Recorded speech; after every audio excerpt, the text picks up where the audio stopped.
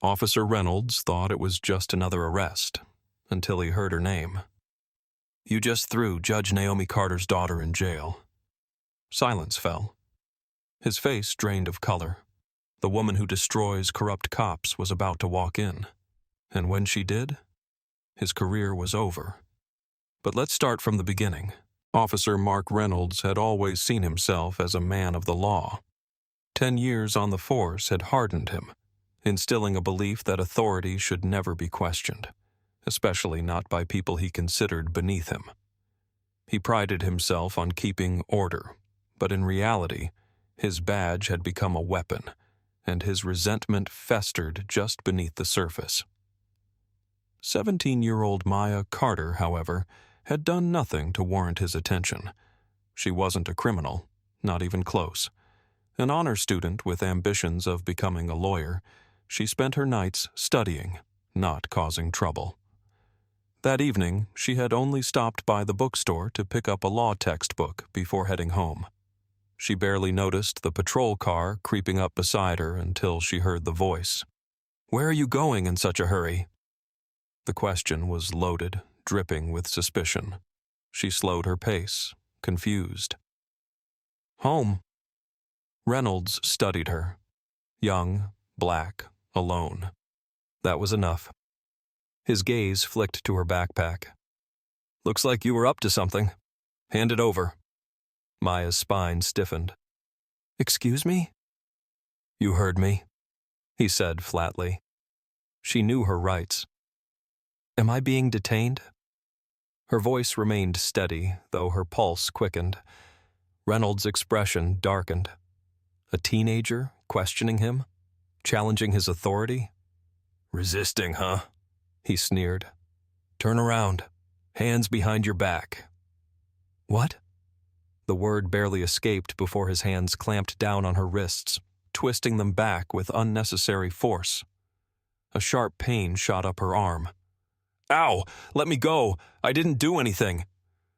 "Tell it to the judge," he muttered, pushing her toward the squad car.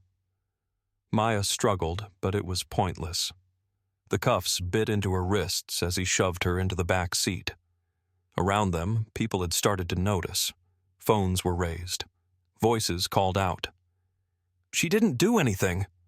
Why are you arresting her? Let her go!" Reynolds ignored them. He'd dealt with this before. People always cried injustice when it suited them. But in his mind, this was simple.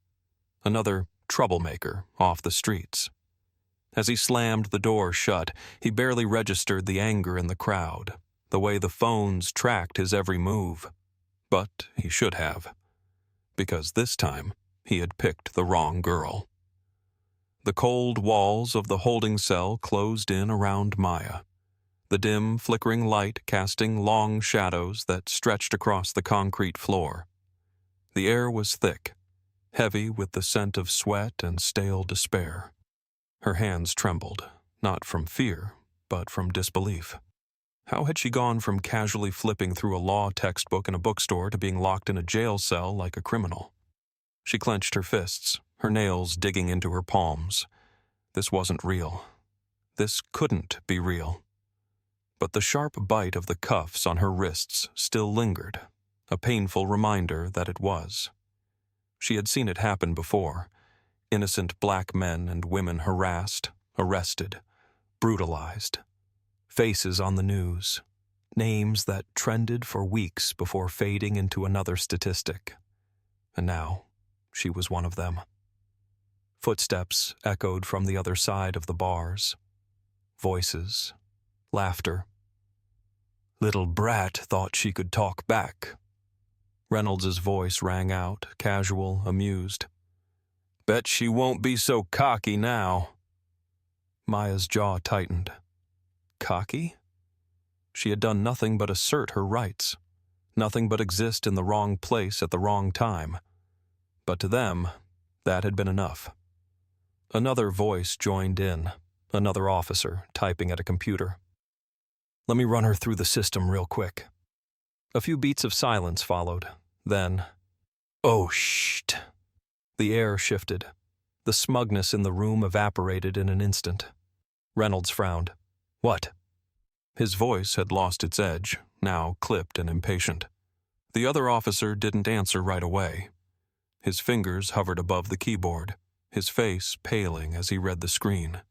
Then, in a voice barely above a whisper, he said it. "You just arrested the daughter of federal judge Naomi Carter." The weight of the words slammed into Reynolds like a wrecking ball. His pulse spiked. His mouth went dry. Judge Carter. The Judge Carter. The woman who had built a reputation for holding dirty cops accountable. The one who had sent more than a few officers packing, and some straight to prison. And now her daughter was sitting in a cell, locked up under his name. Reynolds' stomach twisted. The hand resting on his belt tensed. He had screwed up, badly. The sound of hurried footsteps sent a jolt through Maya's body. She sat up, her pulse hammering as the heavy steel door swung open with a metallic clang. The room, dim and oppressive just seconds ago, seemed to shift as her mother stepped inside. Judge Naomi Carter didn't just enter the precinct, she commanded it. Dressed in a sharp navy suit, her presence was as unshakable as the rulings that had made her one of the most feared and respected judges in the country. And behind her, the police chief. His face was tight, his jaw clenched, eyes dark with barely contained frustration. Maya exhaled shakily as her mother's gaze locked onto her. "Maya," Judge Carter said, her voice steady, controlled. But beneath it, barely masked fury simmered. "Are you okay?" Relief flooded Maya's chest. She gave a small nod. Then her mother turned to Officer Reynolds. "Officer Reynolds," she said, each syllable cutting like steel, "would you care to explain why my daughter is in a jail cell?" For the first time that night, Reynolds didn't have an answer. The arrogance, the smirk, the condescension, all of it was gone. His lips parted, but nothing came out. He swallowed, searching for words that wouldn't come. She was resisting. She looked suspicious. Judge Carter's eyes narrowed. The temperature in the room seemed to drop. "Suspicious?" Her voice was ice, her expression unreadable. "Suspicious how? Walking while black?" Reynolds' mouth opened, then shut. He had nothing. The police chief stepped in, his tone cautious. "Your Honor, this is a terrible mistake. A mistake?" Judge Carter's head tilted slightly. Her voice didn't rise, but somehow it carried the weight of a gavel slamming down. "Oh, I assure you, this is no mistake. This is a pattern, and I will make sure my daughter is the last victim of it." She turned sharply to the chief. "Release her. Now." The keys rattled. The lock clicked. Within seconds, the cell door swung open and Maya stepped out, her chin high. She refused to let Reynolds see how shaken she had been. Reynolds tried to stammer something, anything, but the look on Judge Carter's face silenced him before he could begin. "Look, Save it," Judge Carter snapped, "because first thing tomorrow, I will be filing a federal case against you. And your badge?" She took a step closer, lowering her voice to a deadly calm. "You might as well turn it in now." Reynolds felt the blood drain from his face. He didn't need to be told twice. His career was already over. The video of Maya's wrongful arrest went viral overnight. The footage of her being shoved into the car, the way Reynolds had laughed about it, and most importantly, the moment Judge Carter walked into that station like a storm, demanding justice. The next morning, news outlets were ablaze. Federal judge's daughter arrested without cause. Corrupt cop faces termination and lawsuit. Maya sat beside her mother as they watched the news coverage. Her mother turned to her. "I know this was terrifying," she said, "but this moment, this is why I do what I do."